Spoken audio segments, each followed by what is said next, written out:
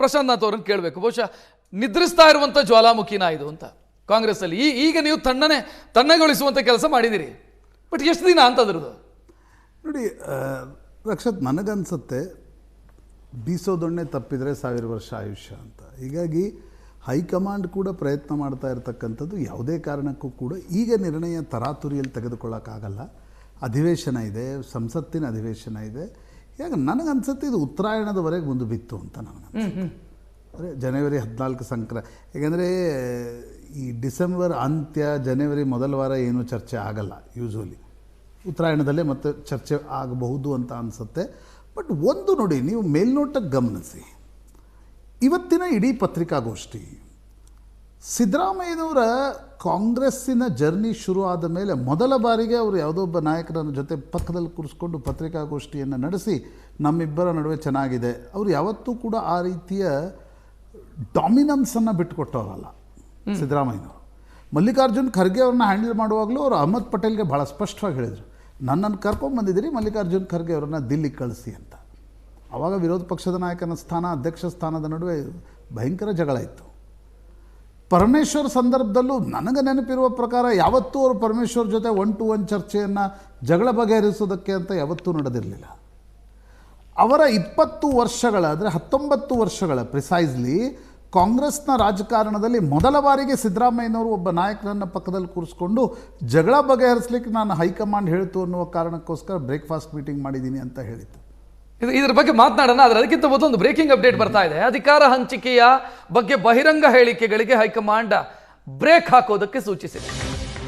ಅಧಿವೇಶನ ಮುಗಿಯುವವರೆಗೂ ಕೂಡ ನಾಯಕತ್ವ ಬದಲಾವಣೆಯ ಚರ್ಚೆಗೆ ಬ್ರೇಕ್ ಹಾಕಿ, ಮುಗಿಯುವವರೆಗೂ ಕೂಡ ಬಹಿರಂಗ ಹೇಳಿಕೆ ಕೊಡಬೇಡಿ. ಅದಾದ ನಂತರ ಕೊಡಿ ಅಂತಲ್ಲ, ಕೊಡಬೇಡಿ. ಸದ್ಯಕ್ಕೆ ಅಧಿವೇಶನ ಮುಗಿದ ಬಳಿಕ ವರಿಷ್ಠರಿಂದ ಸಿಎಂಒ ಮತ್ತು DCM ಅನ್ನ ಕರೆಯಲಾಗುತ್ತೆ. 19ರ ನಂತರ ಕರೆದು ಮಾತನಾಡಬಹುದು ಅನ್ನುವಂಥ ಸಾಧ್ಯತೆ.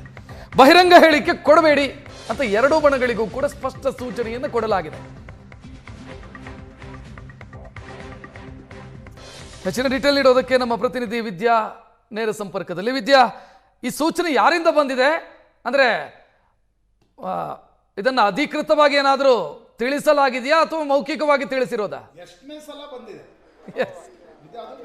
ಸಲ ಬಂದಿದೆ ಈ ರೀತಿ ಸೂಚನೆ? ರಕ್ಷತ್, ರಾಜಕಾರಣದಲ್ಲಿ ಸಾಕಷ್ಟು ಬಾರಿ ಈ ರೀತಿಯಾದಂತಹ ಸೂಚನೆಗಳು ಬರ್ತಾನೆ ಇದೆ. 2.5 ವರ್ಷ ಆಗೋದಕ್ಕಿಂತ ಮುಂಚಿತವಾಗಿಯೇ ಸಾಕಷ್ಟು ಶಾಸಕರು ಹೇಳಿಕೆಗಳನ್ನ ಕೊಟ್ಟಂತದ್ದನ್ನ ನಾವು ನೋಡಿದ್ವಿ. ಅದರಲ್ಲೂ ಮುಖ್ಯವಾಗಿ DCM DK ಶಿವಕುಮಾರ್ ಅವರ ಬಣದಲ್ಲಿರುವಂತಹ ಶಾಸಕರು ಹೇಳಿಕೆಯನ್ನ ಕೊಟ್ಟಂತ ಸಂದರ್ಭದಲ್ಲಿ ಅವರಿಗೆ ನೋಟಿಸ್ ಅನ್ನ ಕೊಡುವಂತ ಕೆಲಸವನ್ನ ಏನು KPCC ಅಧ್ಯಕ್ಷರಾಗಿ DK ಶಿವಕುಮಾರ್ ಅವರು ಮಾಡಿದ್ರು. ಆದ್ರೆ CM ಸಿದ್ದರಾಮಯ್ಯನವರ ಬಣದಲ್ಲಿ ಕೊಟ್ಟಂತಹ ಹೇಳಿಕೆಗಳಿಗೆ ಯಾವುದೇ ನೋಟಿಸ್ ಸಿಗ್ತಾ ಇರಲಿಲ್ಲ. ಇದು ಕೂಡ ಸಾಕಷ್ಟು ಅಸಮಾಧಾನಕ್ಕೆ ಕಾರಣ ಆಗಿತ್ತು ಶಾಸಕರಲ್ಲಿ. ಸೊ ಇದರ ಬೆನ್ನಲ್ಲೇ ಈಗ ಉಭಯ ನಾಯಕರು ಕೂತು ಮಾತನಾಡಿರುವಂತಹ ಕಾರಣಕ್ಕಾಗಿ ಇವರಿಬ್ಬರ ಮಧ್ಯೆ ಈ ರೀತಿಯಾದಂತಹ ಚರ್ಚೆ ಆಗಿದೆ ಅನ್ನುವಂತಹ ಮಾಹಿತಿ ಸದ್ಯಕ್ಕೆ ದೊರೀತಾ ಇದೆ.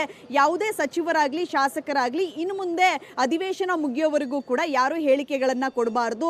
CM ಸ್ಥಾನ ಬದಲಾವಣೆಯ ವಿಚಾರವಾಗಿ ಆಗಿರಬಹುದು ಅಥವಾ CM ಸ್ಥಾನದ ಆಕಾಂಕ್ಷಿ ನಾನು ಅನ್ನುವಂತಹ ನಿಟ್ಟಿನಲ್ಲೂ ಕೂಡ ಯಾರು ಕೂಡ ಹೇಳಿಕೆಗಳನ್ನ ಕೊಡಬಾರದು ಅನ್ನುವಂತಹ ಮಾತುಕತೆ CM ಸಿದ್ದರಾಮಯ್ಯನವರು ಮತ್ತು DCM DK ಶಿವಕುಮಾರ್ ಅವರ ನಡುವೆ ನಡೆದಿದೆ ಅನ್ನುವಂತಹ ಮಾಹಿತಿ ದೊರೀತಾ ಇರುವಂತದ್ದು. ಈ ಹಿಂದೆ ಕೂಡ ಯಾವಾಗ 2.5 ವರ್ಷ ಆಯಿತು, 2.5 ವರ್ಷ ಆದ ನಂತರ ಇಬ್ಬರು ಬಣದ ನಾಯಕರು ಕೂಡ ಸಾಕಷ್ಟು ಹೇಳಿಕೆಗಳನ್ನ ಕೊಡ್ತಾ ಇದ್ರು. ಇನ್ನೊಂದು ಕಡೆ ದಲಿತ CM ಅನ್ನ ಮಾಡಬೇಕು ಅನ್ನುವಂಥ ನಿಟ್ಟಿನಲ್ಲೂ ಕೂಡ ಆ ಕಾರ್ಡ್ ಅನ್ನು ಪ್ಲೇ ಮಾಡೋದಕ್ಕೆ ಮುಂದಾಗಿದ್ರು.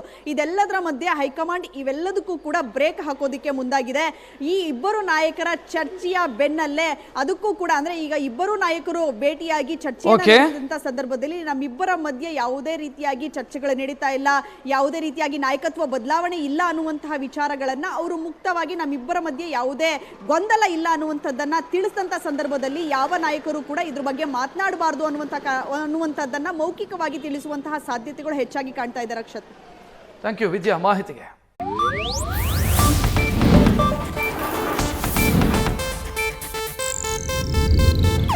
ಇದು ಏಷ್ಯಾನೆಟ್ ನ್ಯೂಸ್ ನೆಟ್ವರ್ಕ್ ಪ್ರಸ್ತುತಿ.